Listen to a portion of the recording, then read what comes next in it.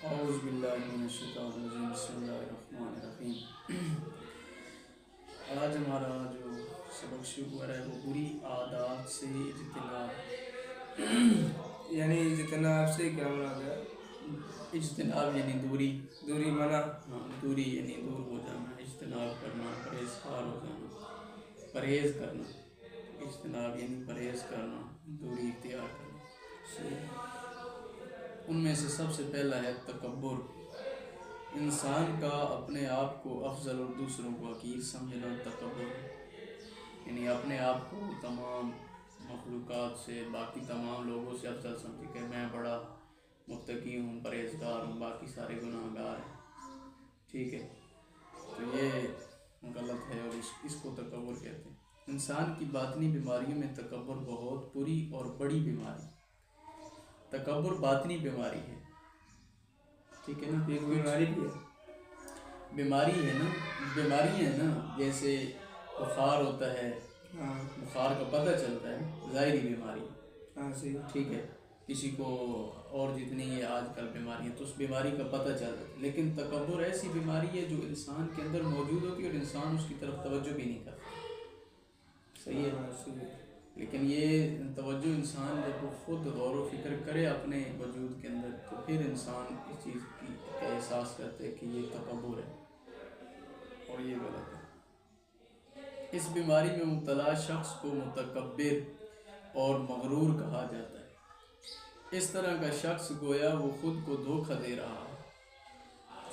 صحیح، خود کو دھوکہ دے رہا ہے۔ حقیقت میں اپنی دیکھیں ہم خلقت کے اندر تو تمام انسانوں کی جو خلقت کا نظام ہے وہ ایک ہی ہے۔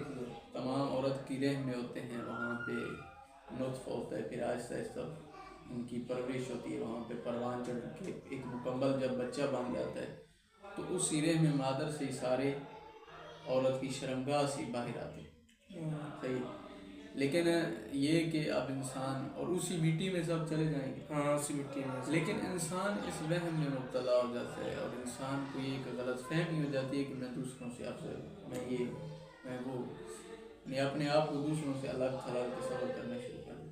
یہ خود انسان کی جو ایک باطنی بیماری ہے اور انسان کو معلوم بھی نہیں ہوتا اور انسان اتنا برباد ہو جاتا ہے، خود سے خود کو برباد کر لیتا ہے۔ تکبر کی 3 مختلف صورتیں ہیں۔ سر فہرست اللہ تعالیٰ کے ساتھ خود کو شریک ٹھہرانا، جیسے فرعون اور نمرود نے رب ہونے کا دعویٰ کیا۔ یہ آپ مختلف صورتیں ذکر کر رہے ہیں، 3 صورتیں کہتے ہیں کہ ایک یہ خود کو خدا کا شریک ٹھہرانا، جیسے فرعون اور نمرود نے کہا کہ ہم رب ہیں، ٹھیک ہے نا؟ فرعون نے کہا انا ربکم الاعلی، میں آپ کا رب عظیم ہوں، یہ فرعون نے دعویٰ کیا، اچھا خدا کا رب ہونے کا دعویٰ کیا۔ کون جی؟ دوسری صورت یہ کہ انبیاء کرام اور رسل علیہ السلام کے مقابلے میں خود کو بڑا سمجھا جائے۔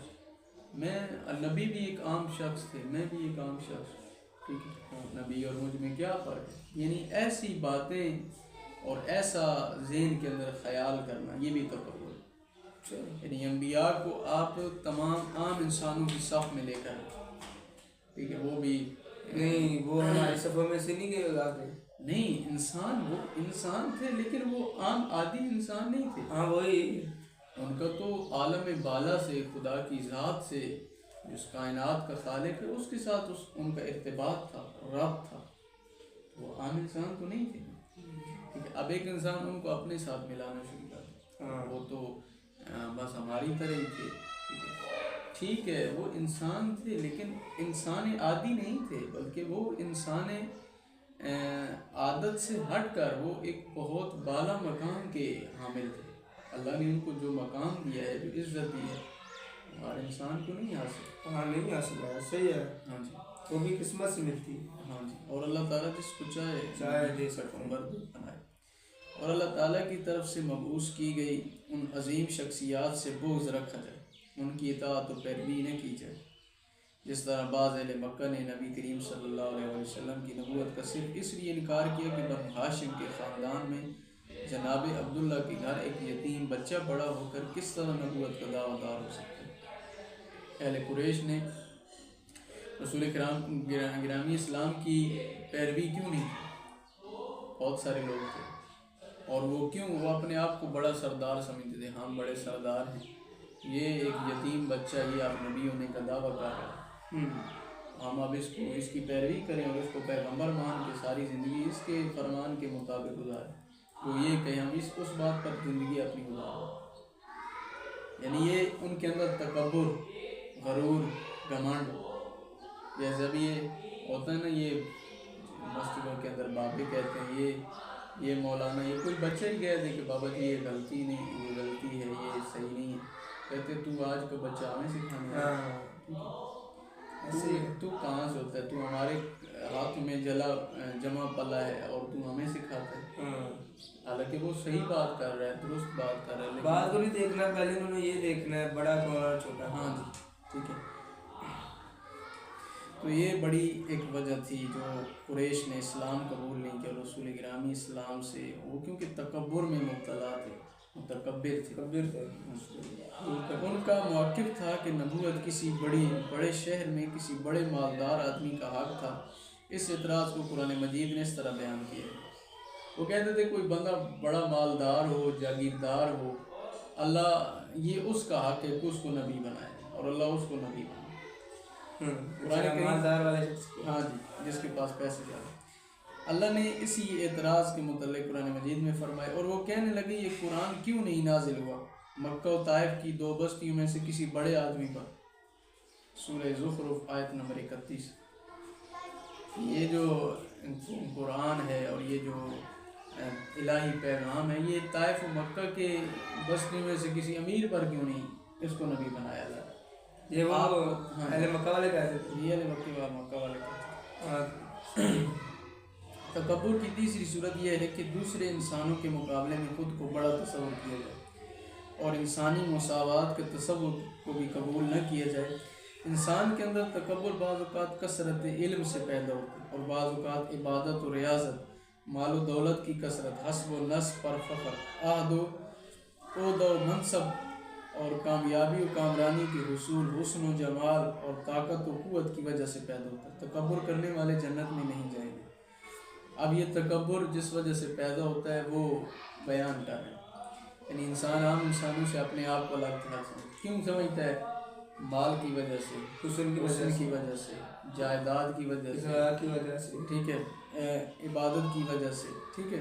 اچھا، اگر عبادت کی وجہ سے اگر ہم کرتے ہیں، ہمیں یقین ہے کہ ہم نیک ہیں، نماز پڑھتے ہیں، سب کچھ کرتے ہیں، تو ہم یہ دوسروں کو یہ تو کہتے ہیں کہ ہم نیک ہیں، آپ کہاں ہیں، آپ تو نہیں، وہ تو دیکھیں نا، وہ تو ٹھیک ہے، وہ تو ظاہر ہے، وہ سب کو نظر آ رہا ہے۔ ہاں، دیکھیں اگر آپ عبادت کرتے ہیں، آپ نیک، تو آپ یہ کس کو دکھانے کے لیے کرتے ہیں؟ اللہ کو دکھانے کے لیے۔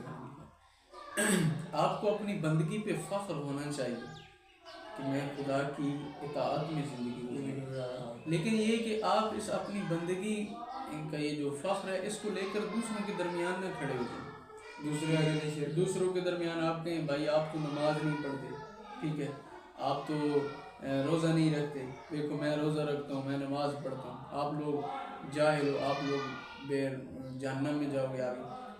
ٹھیک ہے، وہ خدا کی ذات بہتر فیصلہ کرنا ہے، ہو سکتا ہے کوئی عمل ان کا بھی پسند آ جائے، لیکن ہمیں ہمارے لیے یہ روا نہیں ہے کہ ہم ایسے الفاظ ان کے سامنے رکھیں، بلکہ ان کی اصلاح کی کوشش کریں، ان کو یہ کہیں کہ بھائی آپ بھی نماز پڑھا کریں، آپ بھی نماز پڑھا کریں، ٹھیک ہے، اچھی بات ہے، انسان کو خدا کا متقی بندہ بن کے، مطیع بن کے زندگی بسر کرنی چاہیے، اور اللہ نے ایک مقصد کے لیے یہ زندگی دی، تو اس مقصد کے حصول کے لیے زندگی بسر کرو۔ اس طرح بے نمازی اچھی بات نہیں ہے کہ انسان بے نمازی، یعنی ان کو آپ تلقین کریں، امر بالمعروف نہیں یعنی المنکر کریں، ٹھیک ہے نا، ایک شفیق باپ کی طرح، ایک مہربان طبیب اور ڈاکٹر کی طرح، صحیح ہے نا۔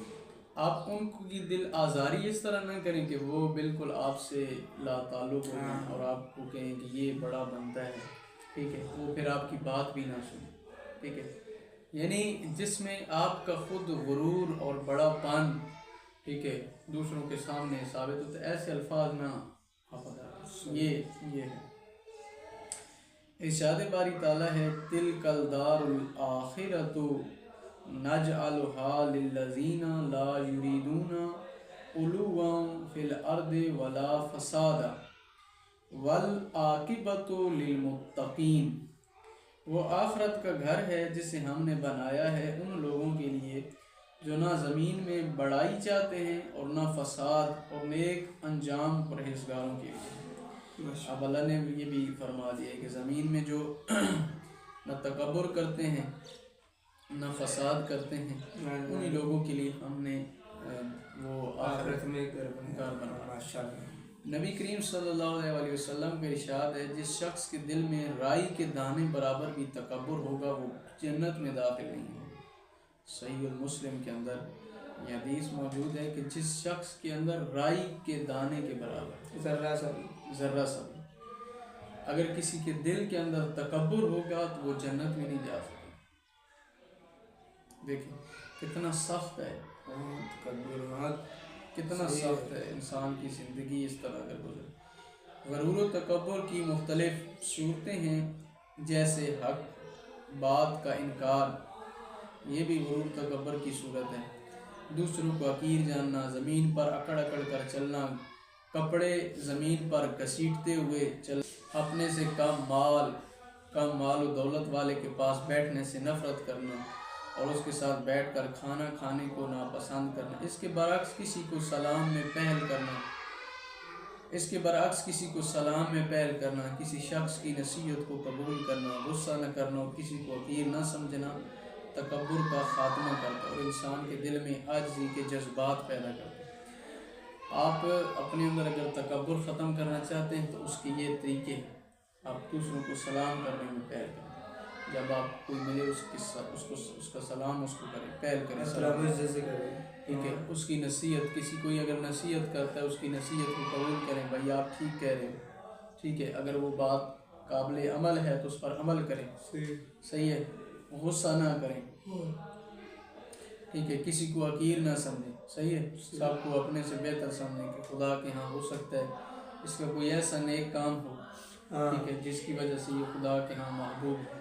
اور اللہ کی ذات جو ہے نا وہ انسان کی نیتوں جو ہے نا وہ نیتوں کا اخلاص چاہتا ہے، ٹھیک ہے نا، نیت انسان کی خالص۔ ایک بندہ نماز پڑھ رہا ہے لیکن اس کی نیت خالص نہیں ہے، دیکھیں نیت کے اندر ملاوٹ ہے تو یہ اعمال خدا کو قبول نہیں ہے۔ اور ایک بندہ ہے وہ کم عمل کرتا ہے لیکن اخلاص کے ساتھ کرتا ہے، تو وہ اس نماز پڑھنے والے سے تو یہ بہتر ہے نا جو کام کر رہا ہے لیکن اخلاص کے ساتھ، نیت کے ساتھ، جو اخلاص کے ساتھ کام کیا جائے اس کا اصل خدا کے ہاں اجر ہے اور اس کی کوئی قدر ہے۔ لیکن اگر سارے اعمال ملاوٹ کے اندر جو ہے وہ ملبس ہوں اور ملاوٹ ان کے اندر ہو، نماز پڑھ رہا ہے کس لیے لوگ مجھے کہیں کہ بھائی بڑا عبادت گزار، ٹھیک ہے، میں وضو کر رہا ہوں لوگ کہیں کہ جی یہ تو ہر وقت وضو میں رہتے ہیں مولانا صاحب، ٹھیک ہے، تو یہ عمل جو ہے نا یہ ملاوٹ والا عمل ہے کہ خدا کے ہاں مقبول نہیں، صحیح ہے، اور نہ ہی اس کی کوئی ارزش ہے۔ اچھا، انسان کے دل میں تو اللہ تعالیٰ نے جب فرشتوں کو حکم دیا کہ آدم کو سجدہ کرو تو ابلیس نے انکار کیا اور اس کے انکار کی وجہ یہی تکبر تھا۔